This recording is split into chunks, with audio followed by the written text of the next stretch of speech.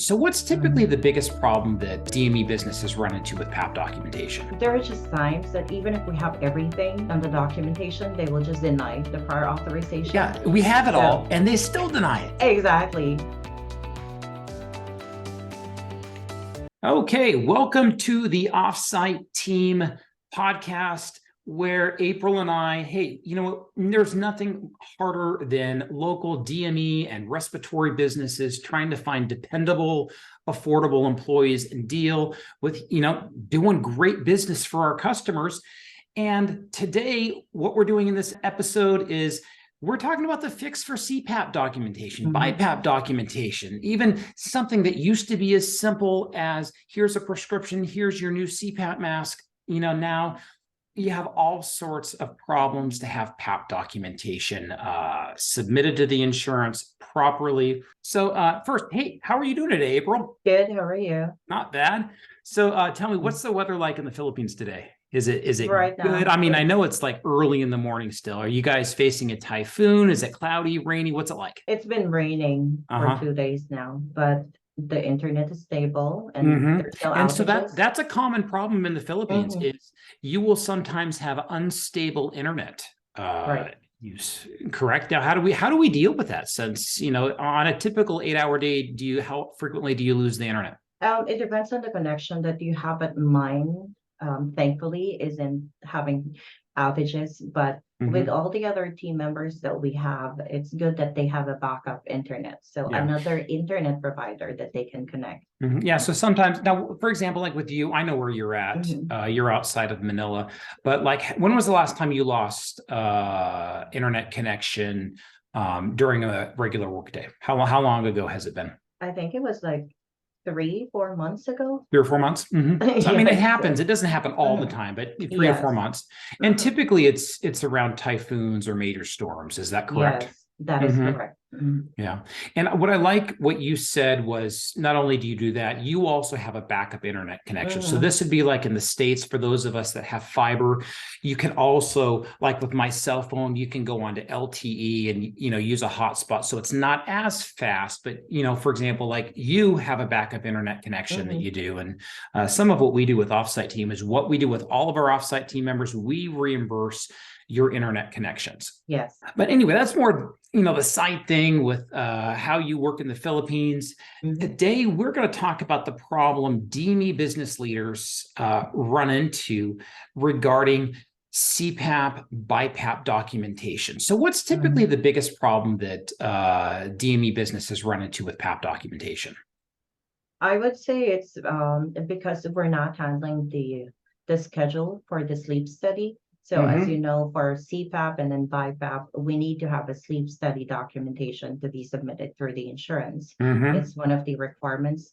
And if we don't have that, if the patient doesn't have that, then it would be harder for us. We're going to have to wait until they have that done.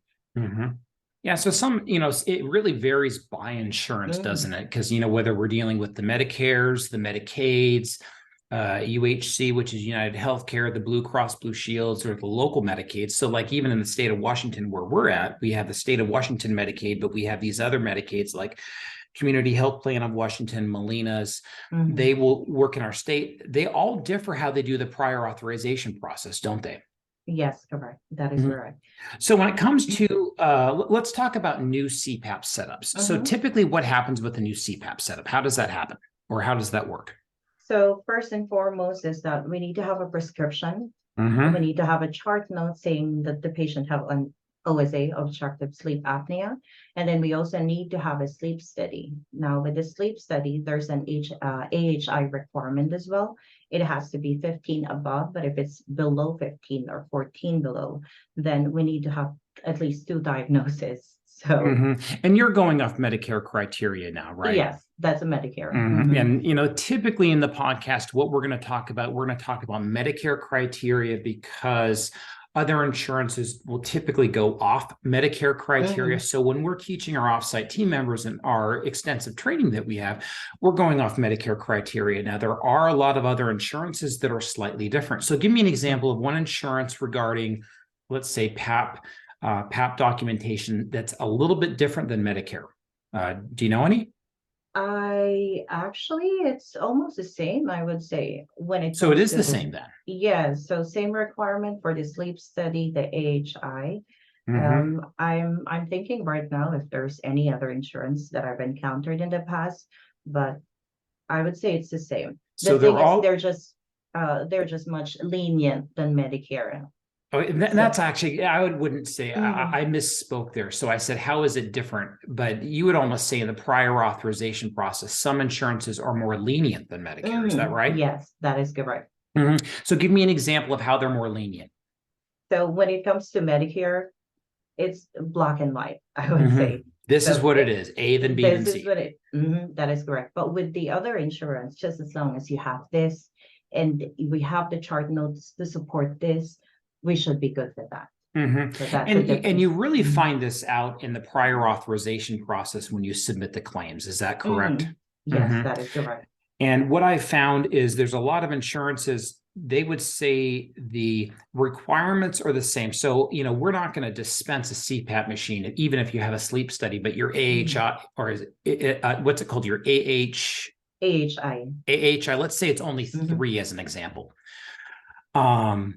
We're not going to dispense that because we know that doesn't meet the requirements. But mhm. some insurances are not going to exactly check that. They're just going to say, hey, do you have this? And Yes. this is where I'm aware of other companies out there. They would submit it because they know it's not going to get checked. Eventually, it does get checked by every single insurance in the audit process. And Mhm, this is why our company, as an example, we wouldn't dispense a CPAP machine and bill insurance because in an audit, there's going to be a take back because we didn't mhm. match everything. But what our offsite team does is what you and our team are doing, you're making sure we have all that in place. So when we set up, Mrs. Smith for her CPAP machine, she knows it's going to be covered by the insurance. Correct. It's not just checking whether we have a prescription sleep study and chart notes. What we do is we really read it. We Mm-hmm. read the chart notes, making sure that it has the diagnosis that we need, check the sleep study, making sure that what the AHI is. So we're Mm-hmm. checking. And one of the things that was really nice when we started using offsite team members 4 to 5 years ago is our CPAP person used to have to do all of the PAP documentation and then they would do the setup. And it took a lot of time. Mhm, And by utilizing the offsite team, what we do now is our offsite team's doing PAP documentation. They're taking care of all of that. And then our US based staff, all they do is those in our stores, they just do CPAP setups all day mhm, long. They're calling customers, checking in with them. So they get to because we have the offsite team, they get all of their attention focused on direct interactions with the customers. mhm. So it lets them be way more efficient in the long run because they get to do nothing more than like hanging out with customers. Yes. So when people are looking for PAP documentation, if something is just off, what's Mhm. typically not in the chart notes or in the sleep study like it should be? What are you seeing? Most of the time, the issues that we have is the low number for AHI. Mm-hmm. So if it's 14 below, then we will need to have a secondary diagnosis. Mm-hmm. Now, there are lists of secondary diagnoses that are acceptable by the insurance. That's the problem that we have to make sure it's documented in the chart notes. Otherwise, we're going to have to call the doctor's office and then ask Mm-hmm. them if there's any other previous chart notes that we can use, possibly having this type of diagnosis that we need just as a supporting document, to make sure. And that's just a pain in the rear end. And by us Mhm, taking care of it, the doctor likes it because there's nothing the doctor dislikes more than hearing, oh, the CPAP machine was denied mhm. in a take back because let's say like what you said, someone might say, okay, here's my prescription for a CPAP machine. I have a diagnosis of obstructive sleep apnea. Mhm. It might be paid on the first go round, but in an audit, they might find that. And then there's a take back and then it gets ugly because the DME is not happy. The customer's Yes. not happy. The doctor's not happy. And because the offsite team's doing what it's supposed to be doing and they're Mhm. great at doing, it makes everyone happy in the long run because we see that, we read that. And really Correct. the number one thing for someone who has a CPAP is, are you using it every single night? Yes. And I know here in Yakima, This is what the person setting up our CPAP and our respiratory therapist, they get to focus on, hey, is the client using their machine like they're supposed to? Not is the secondary diagnosis code what it is. Exactly. So what's the worst of all the insurances out there with PAP documentation? What's the worst insurance to deal with, in your opinion? In my opinion, it would be CHPW. Okay, so that would be Community Health Plan of Washington. I hope they're not listening. But why are they so hard? I'm sure across the country, other people will say, no, it's this one or this one. But what's so hard about CHPW in the state of Washington? Well, they do have this specific list of criteria that they're looking into. And there are just times that even if we have everything on the documentation, they will just deny the prior authorization. Yeah, we have it all, and they still deny it. Exactly. So I was like, did the reviewer doesn't have any sleep at all, which is why they denied the prior authorization. So that's the issue that we're having. I'm thinking that I just watched Star Wars this weekend with my son, the movie Return of the Jedi, and the guy's like, I smell a trap, and I swear sometimes when working with insurances, I swear there's a trap in there, and they just deny it in hopes of not paying out the claim or that we would give up. And that infuriates me as a DME, CEO and owner.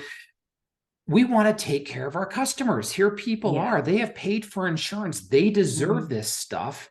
And then it gets denied. There's nothing more frustrating. I don't have time to fight that. Though I do know how to fight insurance companies when they're denying claims. That's a future episode, by the way. When insurance companies deny claims that meet all requirements, we have a solution to that. But anyway, that's another thing. But the Offsite team makes things really good for us, because like even when they do deny those claims, you've called the insurance, you've put all that information into Brightree. So if it is denied, we can't appeal it, and we do get that paid in the long run because you've done all the homework ahead of time, haven't you? Yes, that is correct. Well, good. Well, hey, thank you for listening to another episode of the Offsite Team podcast, where we help you as DME and respiratory business leaders really lead better businesses to take care of your customers, to take care of your employees, and really to be more profitable, because we get more done behind the scenes. Now, if you are interested in hiring an Offsite team member, just go to offsiteteammember.com, reach out to us, or go down into the show notes and click on the link. April and I, we would love to talk to you and say, hey, can we make your lives easier so you can get more done, take much better care of your clients and patients and doctors. And so until next week, hey, thank you so much. Thank you.